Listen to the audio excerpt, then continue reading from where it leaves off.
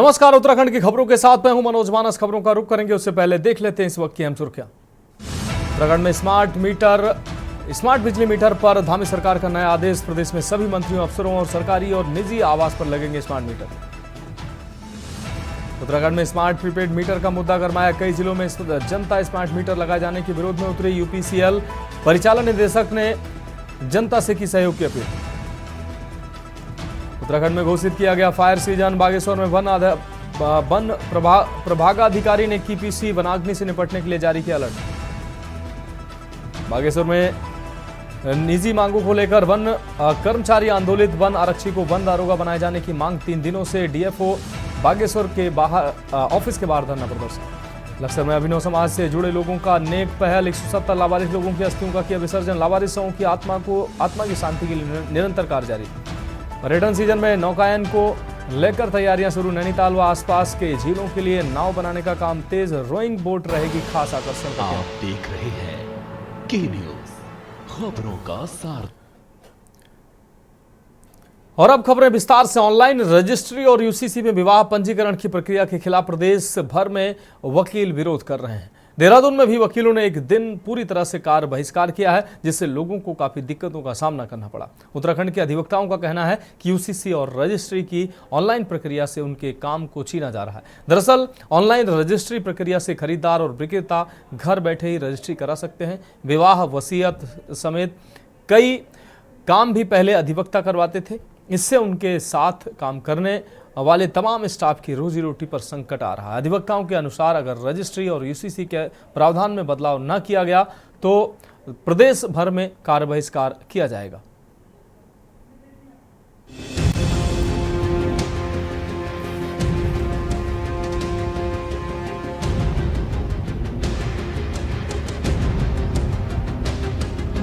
UCC और online registry के खिलाफ अधिवक्ताओं के साथ ही स्टंप वेंडर, टाइपिस्ट, मुंशी मुखर हो गए हैं। एक दिन पहले राजधानी देहरादून के साथ विभिन्न कचहरियों में वकीलों के साथ ही सभी अन्य जुड़े कर्मचारियों ने हड़ताल की। देहरादून कचहरी में सैकड़ों अधिवक्ता और उनसे जुड़े तमाम स्टाफ के लोगों ने कचहरी परिसर में हड़ताल पर रहे और उन्होंने डीएम के माध्यम से मुख्यमंत्री को अपनी मांगों का ज्ञापन सौंपा। अधिवक्ताओं का कहना है कि उत्तराखंड में लागू समान नागरिक संहिता में विवाह के पंजीकरण की ऑनलाइन व्यवस्था और रजिस्ट्री की ऑनलाइन प्रक्रिया की तैयारी से नाराज अधिवक्ताओं ने विरोध किया है। अधिवक्ताओं के अनुसार जमीनों की रजिस्ट्री प्रक्रिया पेपरलेस होने जा रही है। इससे उनके काम पर असर पड़ रहा है। वहीं यूसीसी लागू होने से विवाह और वसीयत पंजीकरण भी साइबर कैफे से ऑनलाइन हो रहे हैं। पहले ये सब कार्य अधिवक्ता करवाते थे, उनसे इनके अधिकार छीने गए हैं। यूसीसी में अधिवक्ताओं के माध्यम से होने वाले कार्य को ब्लॉक स्तर के कर्मचारियों को सौंपा जा रहा है, जिससे उनकी सत्यनिष्ठा पर भी सवाल उठेंगे। यूसीसी भारत के संविधान के अनुच्छेद 44 में इसका प्रावधान बाबा साहब अम्बेडकर और जब संविधान बनाने वाले लोग भारत का संविधान बना रहे थे, उस संविधान में इसका प्रावधान किया गया है।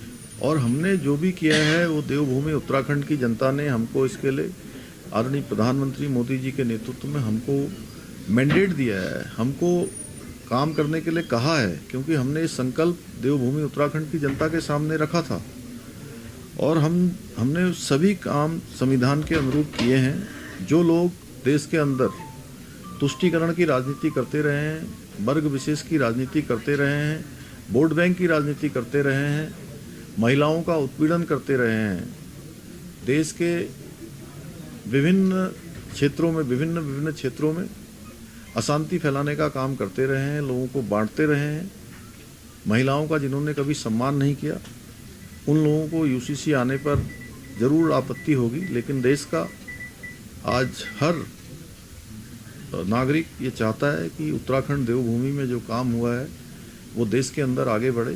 बिल्कुल सही कहा आपने। जो ये आज हड़ताल करी गई, विरोध तो हमारे यहाँ कई दिनों से चल रहा है। जब से इस यूसीसी के माध्यम से पहले जो रजिस्ट्रियों का जो हमारी मैरिज होती थी, शादियाँ होती थी, उसमें हम अधिवक्ता साथियों का भी योगदान रहता था, क्योंकि कानून का ज्ञान हमें ही है, हमारे माध्यम से होती थी। जो बिल थी वो हमारे माध्यम से होती थी। आज जो स्थिति थी वो प्रोफेशनल से अनप्रोफेशनल की तरफ चली गई है। हम लोगों ने इसकी पढ़ाई करी है कानून की, हम लोग कानून का ज्ञान रखते हैं। जो बाहर साइबर कैफ़े चला रहे हैं उन्हें कितना ज्ञान होगा इस चीज़ का, ये सरकार को सोचना चाहिए। क्या मानते हैं? यूसीसी में कुछ ऐसे गलत प्रावधान किए गए हैं और यह सरकार की गलत नीति है। अधिकारियों के आधार पर यह सरकार चल रही है। आंख बीच करके जो अधिकारी पास कर देते हैं वही बिल सरकार मान लेती है। यूसीसी में जो गलत प्रावधान किए गए हैं, जैसे वसीयत है, गोदनामा है, ये मैरिज जो रजिस्ट्रेशन करते हैं, वो सारे प्रावधान हटा दिए गए और एक ये ब्लॉक स्तर पर एक अधिकारी को कर्मचारी को सौंप दिए गए हैं जो उनका निर्वहन करेगा, जिसकी बाबत सत्यनिष्ठा भी संदिग्ध होगी कि वो इतने पढ़े लिखे नहीं होंगे। पोस्ट ग्रेजुएट अधिकारी हैं, कर्मचारी हैं और अधिवक्ता है। अधिवक्ताओं का काम छिन रहा है उस आधार पर। तो लगभग जो 60-70% अधिवक्ता हैं, उनके साथ मुंशी हैं, टाइपिस्ट हैं, वो भी एक बेरोजगार हो जाएंगे। पिछले माह 27 जनवरी को उत्तराखंड में यूसीसी कानून लागू होने के बाद इसका विरोध भी सामने आ रहा है। कई लोग जहां इसको हाई कोर्ट में चुनौती दे रहे हैं, वहीं अधिवक्ता भी अब इसकी ऑनलाइन प्रक्रिया के साथ ही ब्लॉक स्तर के अधिकारियों के पास सीधे ऑनलाइन आवेदन का विरोध कर रहे हैं। इसके साथ ही अब उत्तराखंड सरकार पेपरलेस रजिस्ट्री को लेकर तैयारी कर रही है। इसका विरोध भी राज्य के अधिवक्ता कर रहे हैं। सरकार 18 फरवरी से होने जा रहे विधानसभा सत्र में पेपरलेस रजिस्ट्री का नियम पास करने जा रही है। इसके बाद अब कोई भी खरीदार हो या विक्रेता सीधे घर बैठे अपनी रजिस्ट्री करवा सकते हैं। ऐसे में कहीं न कहीं वकीलों के माध्यम से होने वाले शादी, वसीयत, गोदनामा आदि की प्रक्रिया का काम सीधे सीधे वकीलों के हाथ से छीना जा रहा है। प्रदेश में हजारों अधिवक्ताएं और इनसे जुड़े लोगों को इससे दूर किया जा रहा है। वहीं भाजपा का कहना है कि अधिवक्ताओं ने सीएम को ज्ञापन भेजा है। उनकी सरकार उद्देश्य सबका साथ सबका विकास है। ऑनलाइन प्रक्रिया में भी अधिवक्ताओं की अनदेखी नहीं की जाएगी। वहीं कांग्रेस ने धामी सरकार को आड़े हाथों लेते हुए कहा कि यूसीसी से प्रदेश की विरासत संस्कृति को खंड खंड करने का काम किया जा रहा है। मुझे लगता है कि जो हमारे अधिवक्ताओं ने हड़ताल की थी, उन्होंने माननीय मुख्यमंत्री जी के नाम जो डीएम के माध्यम से अपना पत्र भेजा है, तो मुझे पूरी उम्मीद है और पूरा भरोसा है माननीय मुख्यमंत्री जी पर कि वो इसका पूरा संज्ञान लेंगे, क्योंकि अधिवक्ता जो कह रहे हैं कि उनके रोजगार को लेकर के शायद उससे चोट करने की बात है, तो मुझे इसमें किसी के भी रोजगार को लेकर के कहीं तक भी कोई आघात नहीं है, कोई चोट नहीं पहुंचेगी, सबका रोजगार एज इट इज बना रहेगा। पर हाँ, ये बात जरूर है कि जब हम प्रदेश में एक ऑनलाइन प्रक्रिया को सुचारू रूप से कर रहे हैं ताकि हमारे यहाँ भ्रष्टाचार कम हो सके, उसे जीरो टॉलरेंस की सरकार के रूप में जो काम कर रही है, उसी को लेकर के ये तमाम चीजें हैं कि हमारी जितनी भी चाहे रजिस्ट्री हो, वसीयत हो, शादी का पंजीकरण हो, तमाम सारी चीजें जो ऑनलाइन करने का है, तो उसमें अधिवक्ता भी साथ में है। अधिवक्ताओं के माध्यम से ही सारी चीजें होती हैं। करके जो कांग्रेस पार्टी ने जब विरोध किया तो हमारा तर्क यही था और हमने इस मुद्दे पर बाबा साहेब भीमराव अंबेडकर जी को भी कोट किया था, जो उन्होंने संविधान सभा में बातें करी थी यूसीसी को लेके कि जब इस देश की जनता सामाजिक तौर पर और एजुकेशनल तौर पर और मानसिक तौर पर यूसीसी को एक्सेप्ट करने के लिए तैयार हो जाए तो यूसीसी इस देश या प्रदेश में लागू होना चाहिए। पर यहाँ तो धामी जी की होड़ लगी हुई है धामी जी को कि बस उत्तराखंड नंबर 1 बन जाए, किस चीज में यूसीसी लागू किया, देश का पहला जो है प्रदेश हो जाए। मुझे तो लगता है धामी जी को खुद को पता नहीं है कि यूसीसी क्या है और बिल्कुल इसी बात का जो हमारे जो है अधिवक्ता साथी है वो विरोध कर रहे हैं, क्योंकि उसमें कई प्रावधान ऐसे हैं जो देवभूमि की जो संस्कृति है, हमारी जो विरासत है, उसको खंड खंड करने का कार्य कर रहे हैं। उत्तराखंड समान नागरिक संहिता लागू होने के बाद उत्तराखंड का पहला राज्य तो बन गया है, लेकिन इस कानून के लागू होने के बाद तमाम तरह के विरोध सामने आ रहे हैं।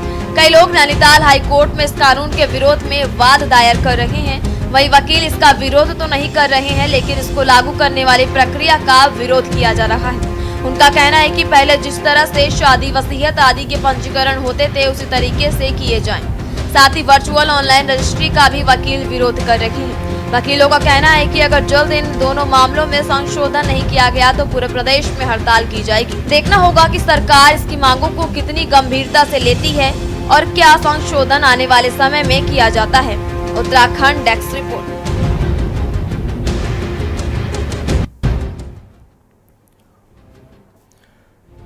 रुक करेंगे अगली अहम खबर का। उत्तराखंड में स्मार्ट प्रीपेड मीटर का मुद्दा गरमाता जा रहा है। प्रदेश के कई जिलों में जनता स्मार्ट मीटर लगाए जाने का विरोध कर रही है। ऐसे में अब यूपीसीएल परिचालन निदेशक मदन राम आर्य ने जनता से अपील की है कि वे विभाग का सहयोग करें। उन्होंने कहा कि विद्युत उपभोक्ताओं से मैं अपील करना चाहता हूं कि ये नई और अच्छी टेक्नोलॉजी केंद्र सरकार द्वारा हमारे प्रदेश में लाई जा रही है। बिजली से संबंधित पूरी जानकारी अपने मोबाइल पर चेक कर सकते हैं। साथ ही अगर घर में कोई अप्लायंस चल रहा है तो वो भी मोबाइल के जरिए देखा जा सकता है और उसे बंद कराया जा सकता है। उन्होंने कहा कि इस मीटर के जरिए अब बिजली का नियंत्रण जनता के हाथ में होगा। उन्होंने जनता से अपील की कि ये मीटर लगाने में जनता विभाग को सहयोग करे, क्योंकि भ्रम फैलाया जा रहा है कि ये प्रीपेड मीटर है, जबकि ये प्रीपेड मीटर नहीं स्मार्ट मीटर है। सभी मेरे विद्युत उपभोक्ताओं को अपील करना चाहता हूं कि ये बहुत ही नई टेक्नोलॉजी की बहुत ही अच्छी योजना केंद्र सरकार द्वारा इस हमारे प्रदेश में इम्प्लीमेंट किया जा रहा है और ये एक इतनी अच्छी स्कीम है जिससे हम अपने घर के हर मीटर अपने बिजली से संबंधित पूरी जानकारी अपने मोबाइल में चेक कर सकते हैं। इवन हमारे अगर आप घर छोड़ के जा रहे हैं, घर बंद करके जा रहे हैं, तो कहीं ऐसा ना हो कि घर में कोई आपका अप्लायंसेस चल रहा हो तो आप अपने मोबाइल में चेक कर सकते हैं और उसको बंद करा सकते हैं। इससे अच्छी फैसिलिटी क्या हो सकती है। सूबे में आज से सीबीएसई और आईसीएसई बोर्ड की परीक्षाएं शुरू हो गई हैं, जबकि आगामी 21 फरवरी से उत्तराखंड बोर्ड परीक्षाएं शुरू होनी है, जिसको लेकर संबंधित बोर्ड और विभाग ने पूरी तैयारी कर ली है। आपको बता दें कि आज सीबीएसई बोर्ड के 10वीं की परीक्षा का अंग्रेजी का पेपर रहा, जिसको लेकर छात्र छात्राओं में खासा उत्साह देखा गया। वहीं दूसरी ओर आगामी 21 फरवरी से शुरू होने वाली उत्तराखंड बोर्ड की परीक्षाओं को लेकर विकासनगर ब्लॉक के स्कूलों में पूरी तैयारियां कर ली गई हैं। यहाँ इस बार 21 परीक्षा केंद्र बनाए गए, जिनमें करीब 4500 बच्चे परीक्षा देंगे। आज से एग्ज़ाम्स शुरू हैं सीबीएसई बोर्ड के। हमारे 2 अटल विश्वविद्यालय हैं, उसके अलावा विभिन्न प्राइवेट स्कूल्स हैं, तो उनके एग्ज़ाम्स सुचारू रूप से चल रहे हैं, एज पर गाइडलाइंस चल रहे हैं और कहीं भी कोई ऐसी कोई गतिविधि या कुछ भी हमें कोई ऐसी कोई न्यूज़ नहीं आई है, प्रॉपर चल रहा है। नकल को रोकने के लिए क्या व्यवस्था? नकल रोकने के लिए सीबीएसई से ही द्वारा वो होते हैं डिप्यूटेड आपके फ्लाइंग होते, तो जो कि समय समय पर जाते हैं और तो नकल विहीन परीक्षा पूरे प्रॉपर तरीके से संपादित होती है।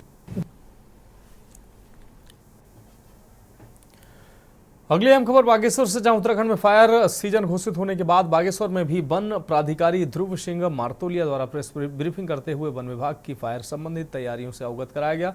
वनाग्नि से निपटने के लिए बागेश्वर के आरक्षित वन और सिविल वनों सहित वन पंचायती वनों को अलर्ट मोड पर डाल दिया गया। साथ ही वनाग्नि पर रोकथाम के लिए ग्रामीण स्तर पर जागरूकता अभियान भी चलाया जा रहा है। 31 crew station, 124 fire crew station भी वन कर्मचारियों के साथ तैनात हैं। पिछले वर्ष की तुलना में 2025 में कम वनाग्नि की घटनाएं हो, इसके लिए संवेदनशील और अति संवेदनशील वनों को चयनित करके फायर से निपटने के इंतजाम किए गए। देखिए, जिस हिसाब से ग्लोबल वार्मिंग हो रही है तो अग्नि दुर्घटनाएं जन सहभागिता से तो कमी आनी चाहिए, लेकिन वातावरण के हिसाब से हो या टेम्परेचर काफ़ी ज़्यादा उसके लिए हाँ, मैंने अभी आप लोगों को बताया कि हम लोगों ने सेलेक्ट किए हुए जहाँ पे अग्नि दुर्घटना के लिए काफ़ी संवेदनशील है, उसको हम लोग बिल्कुल निश्चित से उस एरिया में गश्त लगा। खबर बागेश्वर से है, जहां वन विभाग का फायर सीजन शुरू होते ही बागेश्वर वन विभाग के वन बीट अधिकारी और वन आरक्षी कर्मचारियों द्वारा अपनी निजी 2 मांगों को शासन स्तर से मनवाने के लिए 3 दिनों से डीएफओ बागेश्वर के ऑफिस के बाहर धरना प्रदर्शन चलाया जा रहा है। बागेश्वर डीएफओ कार्यालय में आयोजित धरना प्रदर्शन का नेतृत्व कर रहे संगठन के कुमाऊं संयोजक चंदन राम का कहना है कि शासन स्तर से हमारी 2 मांगों में 2016 के वन दारोगा नियमावली को दोबारा बहाल करते हुए वन आरक्षी को प्रमोशन के तहत वन दारोगा बनाया जाए। दूसरी मांग के तहत वन बीट अधिकारी और वन आरक्षी के कंधे में एक स्टार लगा दिया जाए। हमारी उत्तराखंड वन विभाग के उच्च अधिकारियों से और शासन प्रशासन से अपने 2 सूत्री मांग है। प्रथम हमारी मांग है कि 2016 जो वन दरोगा भर्ती नियमावली थी उसको पुनः बहाल किया जाए और 100% प्रमोशन वन आरक्षी पद से वन दरोगा में किया जाए। और दूसरी हमारी एक ज्वलनशील मांग है कि वन बीट अधिकारी या वन आरक्षी जो भी हमारे साथी हैं उनके कंधे पर एक स्टार दिया जाए, क्योंकि वो आत्मसम्मान, उनके आत्मसम्मान की वो लड़ाई है। और वन एवं पर्यावरण की सुरक्षा के लिए, उसके संवर्धन के लिए जो वन बीट अधिकारी होता है वो फ्रंट से लीड करने वाला होता है और इस विभाग में उसे रीढ़ की हड्डी कहा जाता है। कहीं ना कहीं शासन प्रशासन हमारे उच्च अधिकारियों द्वारा आज वन बीट अधिकारियों की उपेक्षा की जा रही है।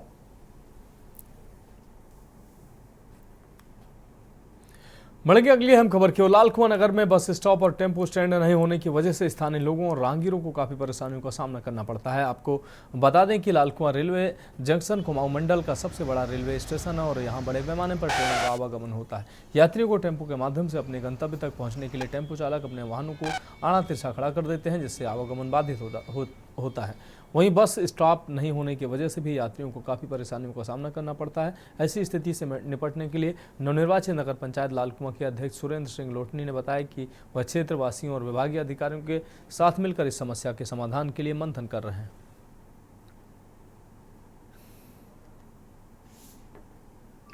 देखिए, अभी हम इस पे लगे हुए हैं। अभी कुछ दिनों पहले आपको बस स्टॉप के बारे में जानकारी मिली थी, अभी सर्वे भी हुआ है। तो नीचे ट्रांसपोर्ट नगर में और एक यहाँ पर 2 जगहों के लिए सर्वे हुआ है। तो दोनों में से जो बेस्ट जगह है वो थोड़ा लग रही है ठीक ठाक। अभी कुछ दिनों में शायद इसका निर्णय भी आ जाएगा। तो थोड़ा यहाँ पर ट्रैफिक के लिए थोड़ा हमको निजात तो मिलेगी अगर बस स्टॉप नीचे मिल जाए। टेम्पो स्टैंड की बड़ी दिक्कत, मतलब टेम्पो स्टैंड नहीं होने की वजह से क्या कुछ अधिकारी से वार्ता करेंगे आगे से या फिर जिलाधिकारी?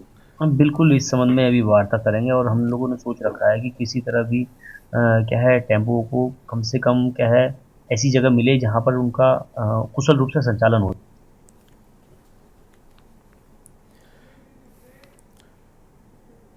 तो उत्तराखंड की खबरों में वक्त एक ब्रेक का है, जल्द हाजिर होंगे। आप देख रहे हैं के न्यूज, खबरों का सारथी। बाद उत्तराखंड की खबरों में एक बार फिर से आपका स्वागत है। बढ़ेंगे अगले अहम खबर की ओर। खबर अक्सर से है, जहां दिल्ली की सामाजिक संस्था अभिनव समाज से जुड़े लोगों ने 170 लावारिस लोगों की अस्थियों को मां गंगा में विसर्जित किया। कनखल के सती घाट पर पंडित विनय प्रधान ने पूरे विधि विधान के साथ स्थित विसर्जन संस्कार संपन्न कराए। ये सभी अस्थियां दिल्ली के शमशान घाटों से एकत्रित की गई थी। संस्था से जुड़े लोग तीसरी बार अस्थियां एकत्रित कर हरिद्वार पहुंचे और अब तक 370 लावारिस अस्थियां विसर्जित कर चुके हैं। संस्था का उद्देश्य है कि मृत्यु के पश्चात लावारिस लोगों की आत्मा की शांति और मोक्ष मिल सके। अभिनव समाज संस्था के संस्थापक जी.के. गुप्ता ने बताया कि दिल्ली के शमशान घाटों पर बड़ी संख्या में लावारिस अस्थियां पड़ी रहती हैं। कईयों का अंतिम संस्कार पुलिस के द्वारा कराया जाता है, तो कई लोग अपने परिजनों का अंतिम संस्कार करने के बाद अस्थियों को लावारिस छोड़ जाते हैं। उनकी संस्था से जुड़े लोग शमशान घाटों से लावारिस अस्थियां एकत्र कर और फिर हरिद्वार लाकर विधि विधान के साथ मां गंगा में विसर्जित कर देते हैं। उन्होंने कहा कि लावारिस व्यक्तियों की अस्थियों को गंगा में विसर्जित करने से मन को शांति मिलती है।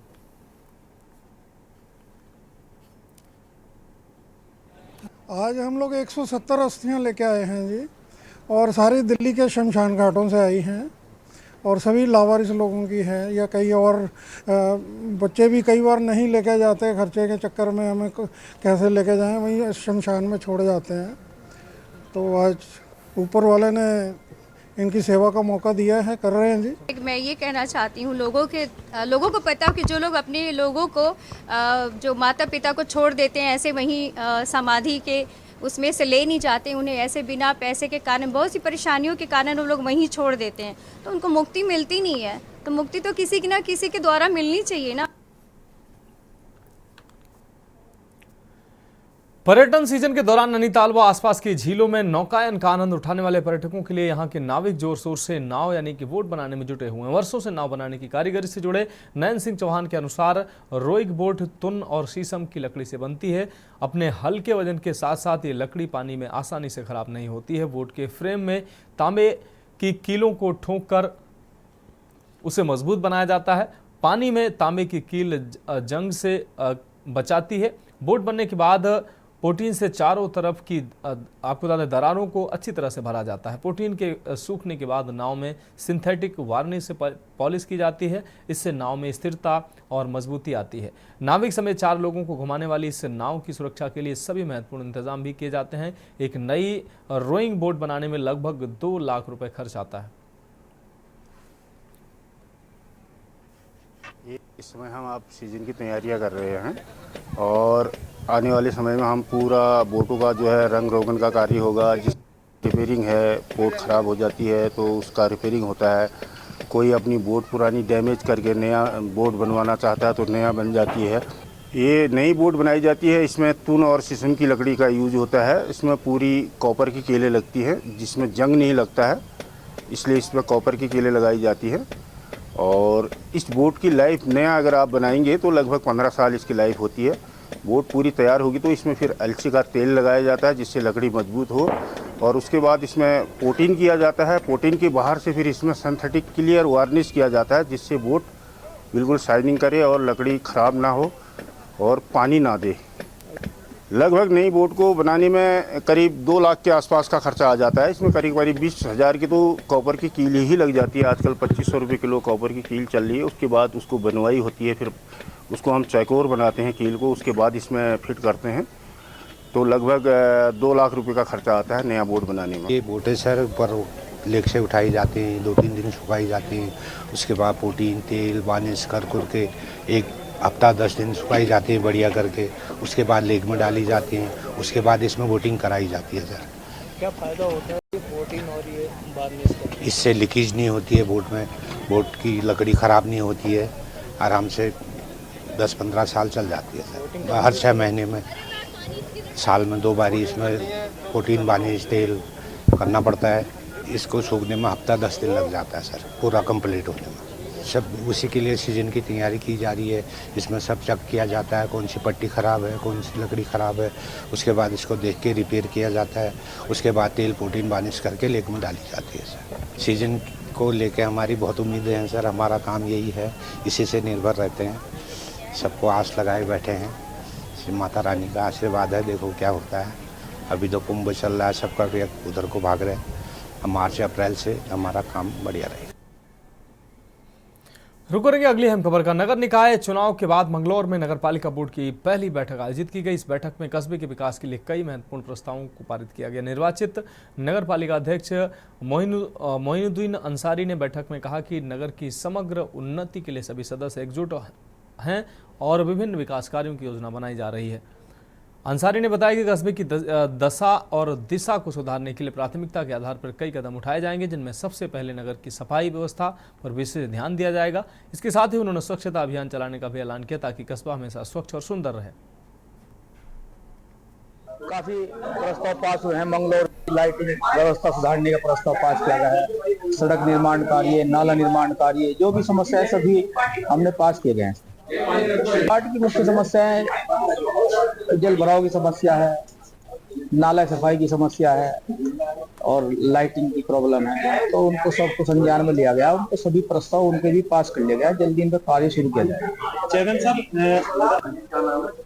सभी समस्याओं का संज्ञान लिया गया, सभी को जल्दी दूर कर लिया जाए।